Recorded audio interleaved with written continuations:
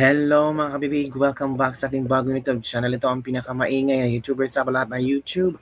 Ako si Kabibig, maglabag-labag na ta with evidence. Ako, nabuking si Jinky Luistro at yung ibang prosecutors. Oo kabibig, sa pre-trial lang yung araw na to, bookingan ang nangyari. Alam niyo ba kabibig, ito si Jinky Luistro, oh, palagi no, after ng pre-trial, nagpapapress kun itong grupo ni Jinky Luistro. Alam ba kung ano nangyari kabibig? Naku, nakakatawa. Itong mga aligasyon ng ni Jinky Luistro na kung saan kulang sa tao ang depensa kaya natagalang ang marking of evidence. Yun daw ang mga sinasabi ni Jinky Luistro. Banat naman ng depensa, ang House Prosecutor ang hindi dumalo sa pre-trial conference dahil aalis agad matapos lang magpakita sa umaga. Hala ka! Tapos, after ng pre-trial, magpapapress con kung ano-ano mga sinasabi na Jinky Luistro, nila Joel Chua at iba pa.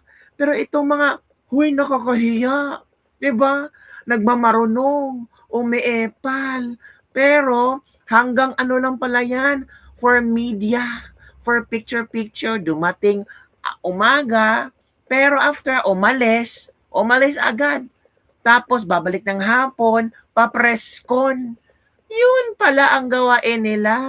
Akala ng mga supporters nila, todo ano ba, tutok, todo study, todo research. Akala ko namin, Jinky, para sa taong bayan ang ginagawa mo yan.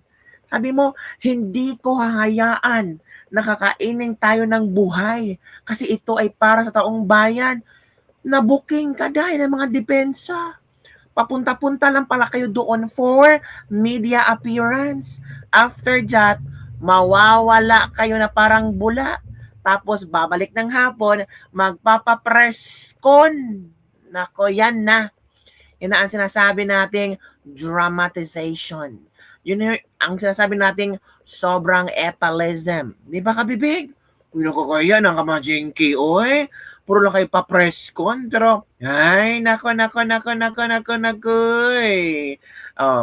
Sabi pa ng ng depensa na kopya-kopya daw.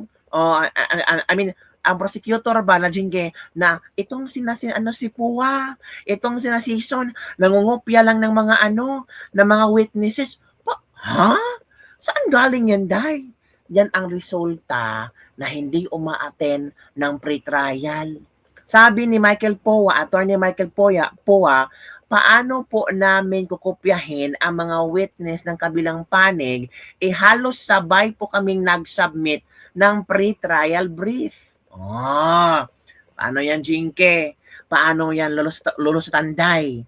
Puro lang kayo pa-epal, Day, kung ano-ano mga sinasabi nyo, Day. Wala kayong masabi, kaya ang gagawin nyo, panira na lang, Day.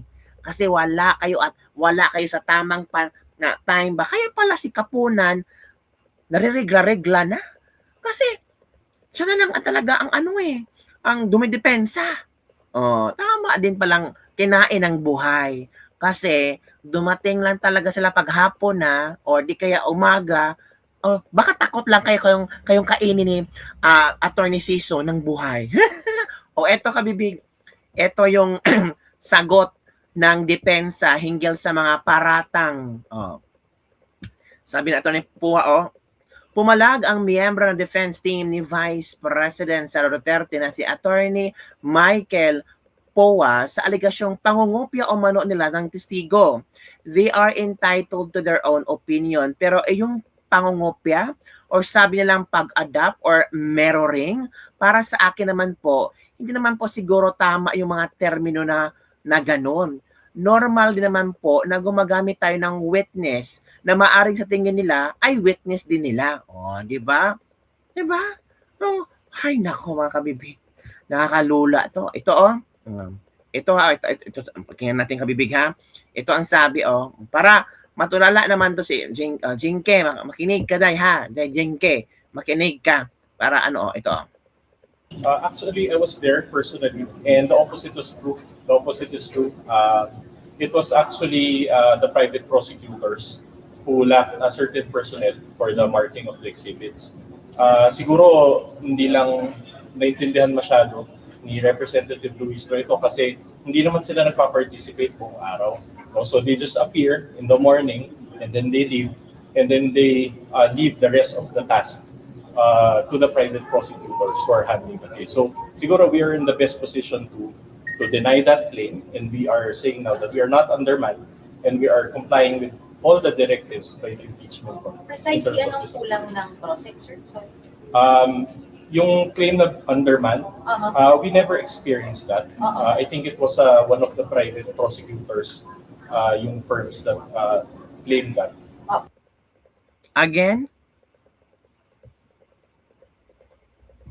Actually, I was there personally, and the opposite was true. The opposite is true. It was actually the private prosecutors who lacked a certain personnel for the marking of the exhibits. Siguro hindi lang naintindihan masyado ni Representative Luis ito kasi hindi naman sila nagpa-participate buong araw. So they just appear in the morning and then they leave and then they leave the rest of the task to the private prosecutors. Morning lang pala sa nag-a-appear, then after that, umalis and let the private prosecutors, sila nakapunan ang bahala. Tapos, babalik ng hapon para mapapress con. Oy! Okay, so siguro we are in the best position to deny that claim, and we are saying now that we are not undermanned and we are complying with all the directives by the impeachment court. Precisely anong kulang ng process, sir? Oy! Yung claim na undermanned, we never experienced that. I think it was one of the private prosecutors, yung firms that claimed that. Ito ha, booking si Luis Troy. May pa-video pa, tapos early exit pala lagi. Kaya din pala ayaw ipapanood ng live. O kaya pala, ayaw magkaroon ng pre-trial live kasi si Luis Troy aalis pala. Booking na, booking kasi madam. Booking nga talaga madam.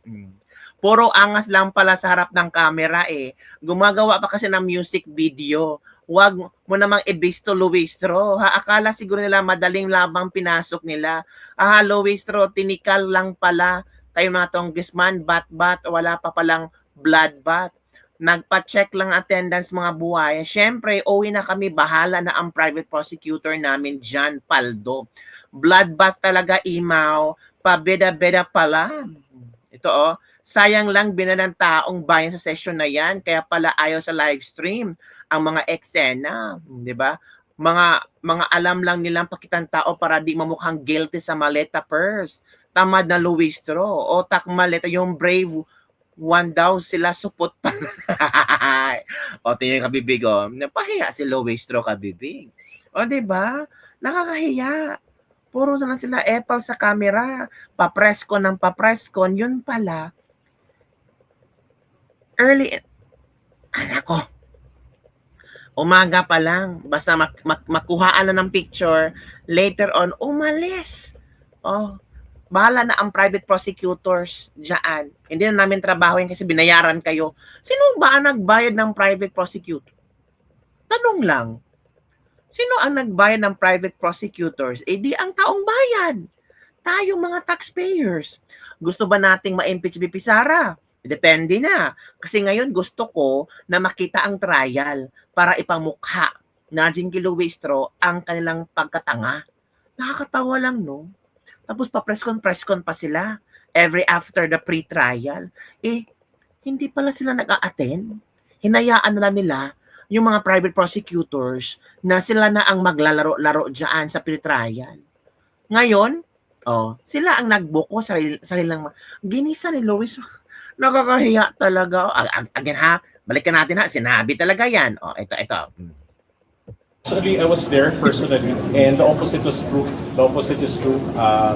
It was actually the private prosecutors who lacked a certain personnel for the marking of the exhibits.